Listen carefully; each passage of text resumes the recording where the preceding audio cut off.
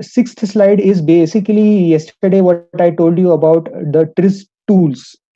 And there is a mobile app which you can actually TRIZ crossover QMS. And this app link is available on the KPIT Sparkle portal. It comes under the resources tab. If you go to the website, you are able to see it. There, the 40 principles of how technical contradictions can be solved is explained. So 40 principles are, I will tell you that there are only 40 ways a human mind can think. As of now, there are only 40 ways how you will find a solution if you are in any kind of a situation. Not just an engineering situation, it may be a medical thing, it may be even governance thing. It would still come in this 40 principles. I will show you how it happens. Then there are some things called separation principles, which we will also be looking into. We go to the next slide, seventh slide. Yeah. So this is so I keep on telling about understanding what a technical contradiction is, and this is an example for it. So you have to understand a technical contradiction happens basically when you are trying to make a parameter A better, there is a parameter B in the system which is degrading. So this is a contradiction. And for example, I'm just giving you an example. You might have come across this yourselves. The problem faced by the customer written over here is vehicle going out of control on wet roads. Now, problem seen by the engineer. So the engineer, when he looks into the problem, what does he see? He has to go deeper and understand braking force is greater than the grip or the friction offered by the tire to stop the car or bike. Now, here the technical contradiction is as the braking force increases by pedal operation or by hand the operation, the tire locks. The locking of the tire, which causes the friction between tire and road to reduce.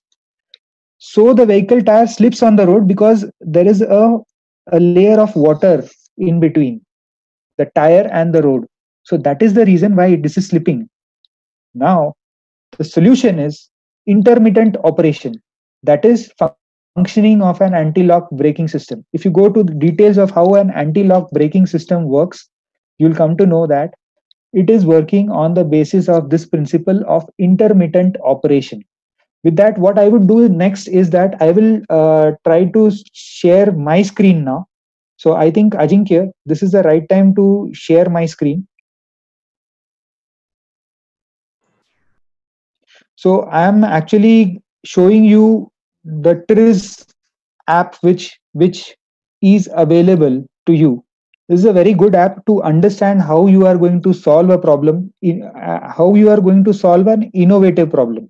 So now what I explained to you is what a contradiction is, a technical contradiction is. You understood what a technical contradiction is. Now we first go to these inventive principles. So basically, when you look at it, I had told you something about segmentation last webinar. You might remember segmentation was about basically about, if I say, dividing into sectors. So when you go into the card, you are able to see even the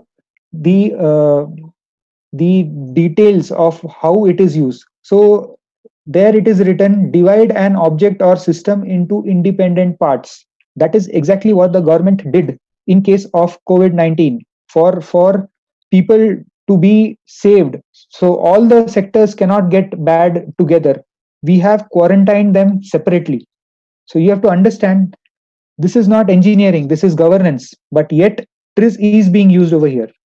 So so the next thing what I want to share with you is just a second. I'll just share. Yeah. So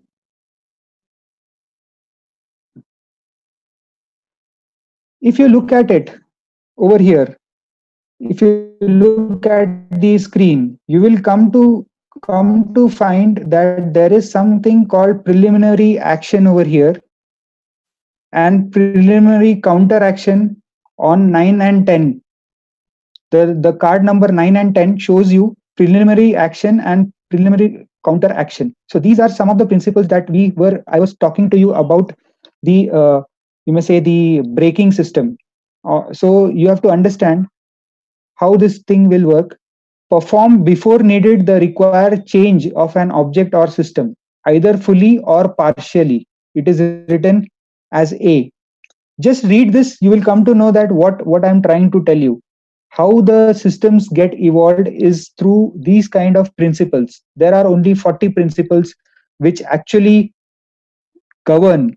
So these are the 40 principles which are there, and you can actually go into the app, and each one you can actually go and understand what this is. Then there is something called separation principles. You'll have to understand what is separation in time. So there is something called separation in time. A good example would be the traffic lights. Separation in time, basically saying that how the vehicles flow. This was decided, and this is how it was decided. It means that this is kind of, you may say, the way you can actually uh, invent things for not just engineering but even for a people movement. Now, separation in space. This is an example of a lens. Now you know about the lens. There are two pieces. Initially, it was something like this. Right now, there has been something different. There is an innovation which happened on this further. Now I'll give you an innovation which is not mentioned over here. Now you have to understand. Initially, if you look long back, there were no flyovers. You have to understand what I'm trying to say. There were no flyovers. Now flyovers were not there. It means that basically what I'm trying to say is that you had to actually you may say separate vehicles who are passing from in two opposite directions. So how do you separate it in time? Flyover is an example how you have separated the vehicles, although without having a, you may say, kind of a signal, you have separated those vehicles. If they are crossing, like as in a plus sign, the roads are crossing in a plus sign. If you build a flyover over it, you are separating things in time.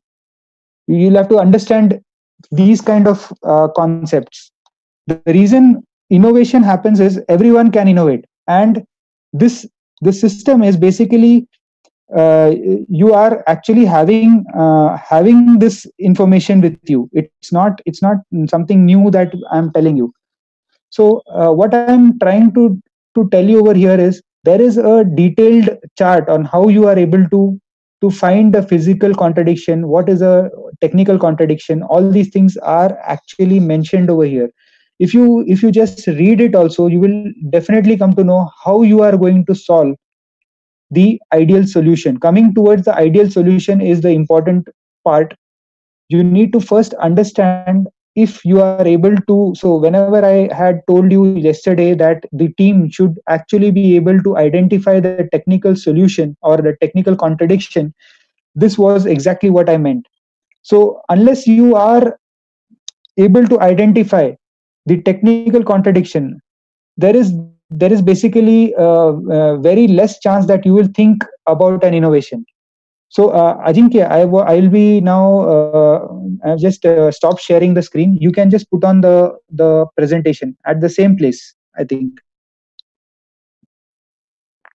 Yes. So you have to understand over here, when we were telling about a technical contradiction, we were very clear that there is a system. You see for yourself, there is a system, and there are two parameters which are contradicting each other. So one is the braking force, second is the grip of the tire on the road because of water, and due to which this thing is happening, this slipping thing is happening. So you need to understand that unless an engineer understood this thing, we have to let the tire slowly go ahead, Instead of just locking it, we have to just let it not lock. That is the way we are able to have a grip on the road. This click or this idea, this trigger led to the anti-lock braking system. So similar, I will like to specify one more thing. This was one thing, a technical contradiction. I would like to specify one of the good projects which came to KPIT Sparkle, which was on oil spill, basically. Oil spill which happens on the seas when tankers are moving oil from one continent to other. There is a lot of oil spills which happen. Now these people actually came up with a solution where their solution was a sponge, and the contradiction that they when water gets absorbed in a sponge, so they have to have only oil get absorbed in the sponge. This was their aim, and for which they actually found out a nanomaterial which is made out of the touch me not plant.